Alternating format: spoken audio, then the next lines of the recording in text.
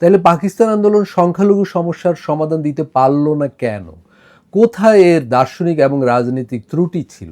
এই আন্দোলনের সময় ইসলামপন্থী দাবিদার যেই দলগুলো মুসলিম সমাজে গুরুত্বপূর্ণ ভূমিকা রেখেছিল, প্রভাবশালী ছিল, সক্রিয় ছিল, তারা 23 বছর পরে বাংলাদেশ আন্দোলনে কি ভূমিকা রেখেছে? ভারতবর্ষের বিভক্তি কোটি কোটি মানুষকে উদ্বাস্ত করেছিল, লক্ষ লক্ষ মানুষকে হত্যা করা হয়েছে, লক্ষ লক্ষ মানুষের ধর্মীয় বিশ্বাসকে জোর করে পাল্টানো হয়েছে, ধর্মান্তকরণের ঘটনা ঘটেছে। ফলে আজকে যখন আমরা পাকিস্তান আন্দোলন নিয়ে উচ্ছ্বসিত হব, আজকে যখন আমরা 47-এর স্বাধীনতাকে উদযাপন করব, তখন ইতিহাসের সেই অচিন্তনীয় বর্বরতারও দায় নিতে হবে।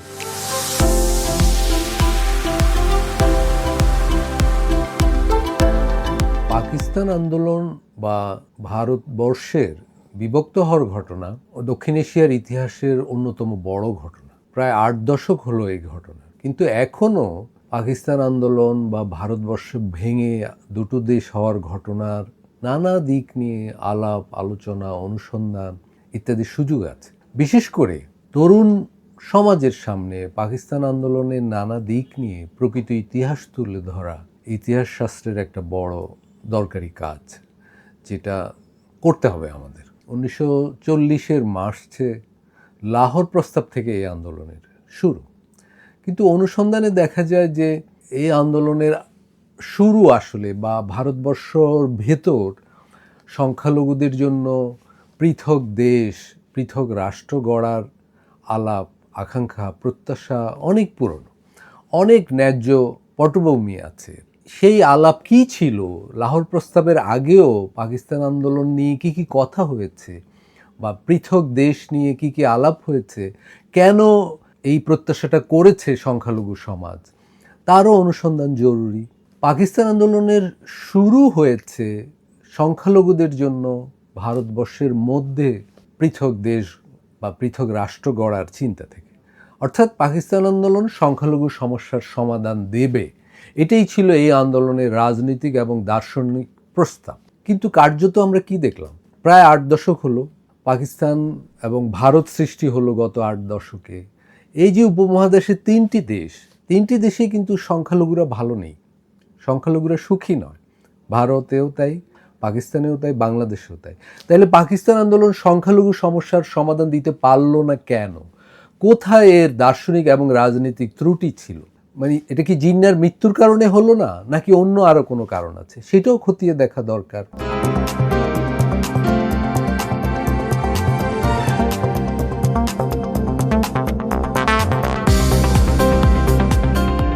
এটা অনেকে বলেন যে পাকিস্তান আন্দোলনের শুরু লাহোর প্রস্তাব থেকে, কিন্তু লাহোর প্রস্তাবে তো একাধিক রাষ্ট্রের কথা ছিল, অর্থাৎ ভারতবর্ষের সংখ্যালঘুদের সমস্যার সমাধানের জন্য ভারতের ভেতর ভারত ভেঙে একাধিক রাষ্ট্র। কিন্তু পরবর্তীতে আমরা দেখলাম জিন্না সেই একাধিক রাষ্ট্রের প্রস্তাবকে অনেকটা জবরদস্তিমূলকভাবে পাকিস্তান রাষ্ট্রের চিন্তায় গণীভূত করে ফেললেন এবং পাকিস্তান কায়েম হলো। কিভাবে জিন্না এটা পারলেন এবং এই পাড়ার ভেতর দিয়ে কি সংকট তৈরি হলো, সেইটা অনুসন্ধান করা জরুরি। কারণ তা না হলে 23 বছর পর আবার যে বাংলাদেশ সৃষ্টি হলো, বাংলাদেশ সৃষ্টির কারণ আমরা বুঝতে পারব না। পাকিস্তান আন্দোলন বিষয়ে বহুল আলোচিত একটা ধারণা হলো যে মুসলিম লীগ এবং জিন্না দুই জাতি ধারণার ভিতর দিয়ে এই আন্দোলনকে এগিয়ে নিয়েছে এবং সফল করেছে। কিন্তু অনুসন্ধান করলে আমরা কি দেখি? ভারতবর্ষে হিন্দু মুসলমানে দুই জাতি ধারণার স্রষ্টা এবং প্রচার প্রথম শুরু করে কিন্তু সাভারকার সহ হিন্দুত্ববাদী তাত্ত্বিকরা।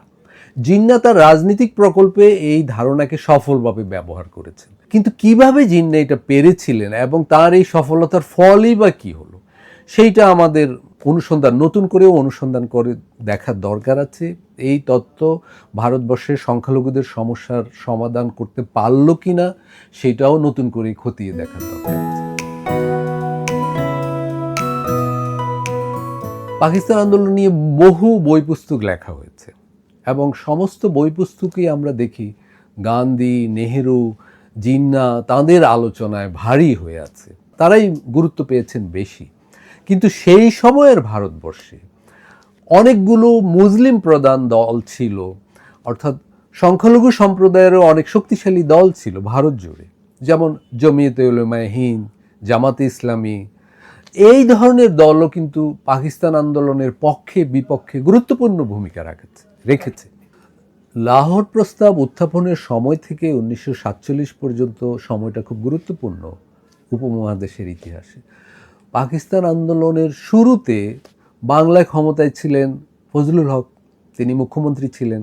ক্ষমতাসীন দল ছিল কৃষক প্রজা পার্টি, কিন্তু খুব দ্রুতই কৃষক প্রজা পার্টি ভোটের রাজনীতিতে কোণঠাসা হয়ে পড়ে, ফজলুল হকও কোণঠাসা হয়ে পড়েন এবং পাকিস্তান আন্দোলনের ভিত্তিতে 1946-এ যে রায় দিল বাংলার মানুষ, সেটা তো পাকিস্তানের পক্ষে রায় দিল। কিভাবে জিন্নাহ ফজলুল হক এবং কৃষক প্রজা পার্টিকে কোণঠাসা করে বাংলার মানুষের রায় নিলেন তার পক্ষে, সেটাও আমাদের বিবেচনায় এখনকার নতুন করে আলোচনা এবং অনুসন্ধানের দাবি রাখে।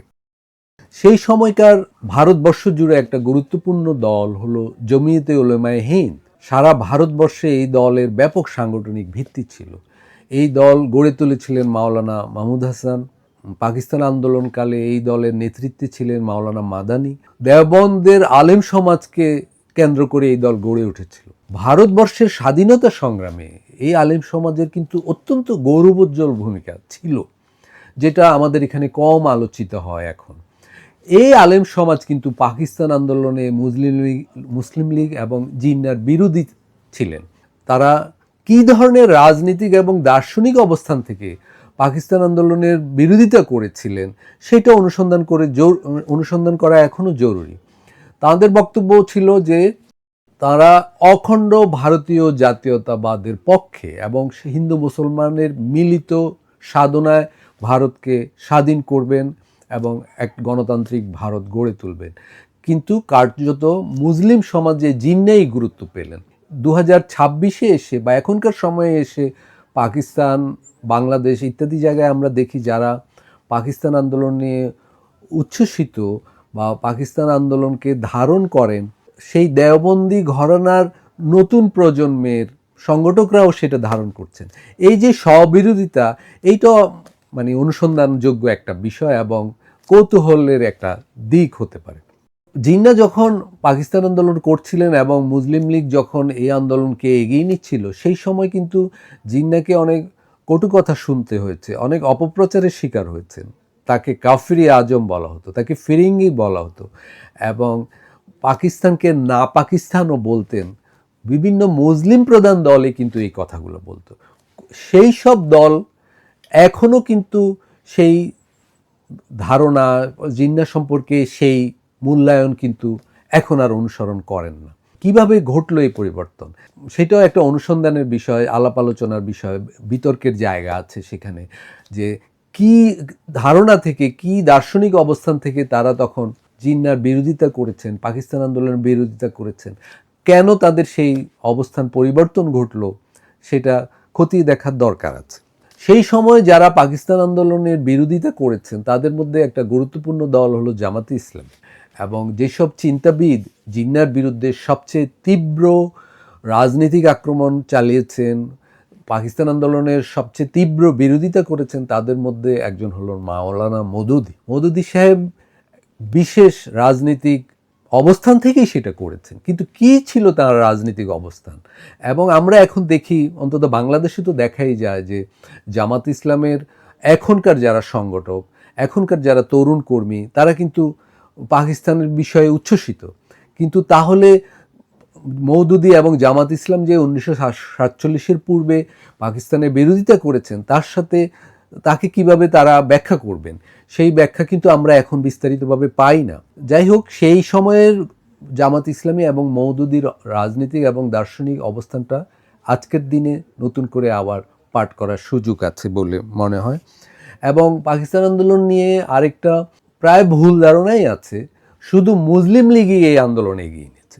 কিন্তু আমরা দেখি বঙ্গে এবং পাঞ্জাবে বিশেষ করে বামপন্থী আন্দোলনের অনেক সংগঠক কিন্তু পাকিস্তান আন্দোলনে মুসলিম লীগ নেতৃত্বকে বুদ্ধিবৃত্তিকভাবে এবং মাঠ পর্যায়েও সক্রিয়ভাবে সহায়তা করেছিলেন। সেই দিকটাও কিন্তু পাকিস্তান আন্দোলন নিয়ে যে আলাপ আলোচনা, বই পুস্তক লেখা হয়, সেগুলো কিন্তু এই দিকটাও আসে না। এবং আরেকটি গুরুত্বপূর্ণ দিক যে বাংলার দলিত সমাজ এই আন্দোলনে জিন্নাকে, মুসলিম লীগকে যে রাজনৈতিকভাবে সহায়তা করেছিল, তাদের সহযোগী ছিল, যোগের মণ্ডলের সাথে জিন্নার যে একটা দৃঢ় রাজনৈতিক সম্পর্ক গড়ে উঠেছিল এবং সেটা যে বাংলায় পাকিস্তান আন্দোলনের পক্ষে জনমত গঠনে গুরুত্বপূর্ণ ভূমিকা রেখেছে, সেই বিষয়টাও আমাদের ৪৭ কেন্দ্রিক পার্টিশন সাহিত্যে তেমন আসে না।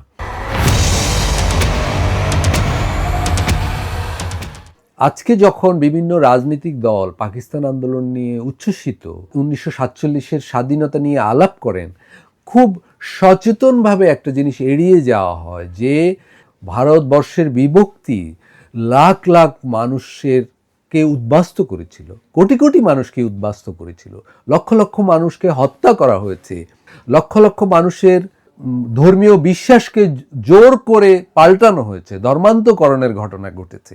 ফলে আজকে যখন আমরা পাকিস্তান আন্দোলন নিয়ে উচ্ছ্বসিত হব, আজকে যখন আমরা 47-এর স্বাধীনতাকে উদযাপন করব, তখন ইতিহাসের সেই অচিন্তনীয় বর্বরতারও দায় নিতে হবে। এবং এই যে পরিচয়বাদী রাজনীতির উপর দাঁড়িয়ে এই যে বর্বরতা ঘটে, সারা পৃথিবী জুড়েই ঘটে, কিন্তু 47-এ আমাদের এই দক্ষিণ এশিয়ায়ও ঘটেছিল, সেই পরিচয়বাদী রাজনীতির একটা ময়না তদন্ত প্রয়োজন। যে 47-এ যারা নিহত হয়েছিল, যারা সেই নিহতদের উপর আক্রমণ করেছিল, যারা জোরপূর্বক ধর্মান্তর করেছিল, কেন তারা এটা করেছিল সেইটা খতিয়ে দেখার দরকার আছে। আরেকটা জরুরি বিষয় অনুসন্ধানের সুযোগ আছে পাকিস্তান আন্দোলনে, যে এই আন্দোলনের সময় ইসলামপন্থী দাবিদার যেই দলগুলো মুসলিম সমাজে গুরুত্বপূর্ণ ভূমিকা রেখেছিল, প্রভাবশালী ছিল, সক্রিয় ছিল, তারা 23 বছর পরে বাংলাদেশ আন্দোলনে কি ভূমিকা রেখেছিল, বা মাঝে 23 বছরে তারা কিভাবে পুনর্গঠিত হয়েছে, তারা কি বক্তব্য রেখেছিল, বিশেষ করে যারা মুসলিম লীগ এবং যারা মুসলিম লীগের বিরোধী, উভয়কেই নতুন নতুন বক্তব্য দিতে আমরা দেখেছি। এবং বাংলাদেশ আন্দোলনে এই দলগুলো, বাংলাদেশের মুক্তিযুদ্ধে এই দলগুলো কী ধরনের ভূমিকা রেখেছিল এবং সেটা তাদের 47-এর ভূমিকা এবং 1971-এর ভূমিকার মধ্যে কোনো মিল পাওয়া যায় কিনা, বা অমিলই বা কী ছিল, সেগুলা খতিয়ে দেখা প্রয়োজন ছিল। কারণ এটা 47 কেন্দ্রিক ইসলামপন্থী দাবিদার দলগুলোর রাজনৈতিক ভূমিকারই একটা পরবর্তী সিলসিলা, পরবর্তী ধারাবাহিকতা, এই দুটোকে মিলিয়ে পাঠ করার সুযোগ ছিল। সেই অনুসন্ধানের দিকটাও এই গ্রন্থে খতিয়ে দেখার চেষ্টা করা হয়েছে। কতটুকু সফলভাবে লেখক করতে পেরেছেন সেটা পাঠকদের বিবেচনায় থাকে।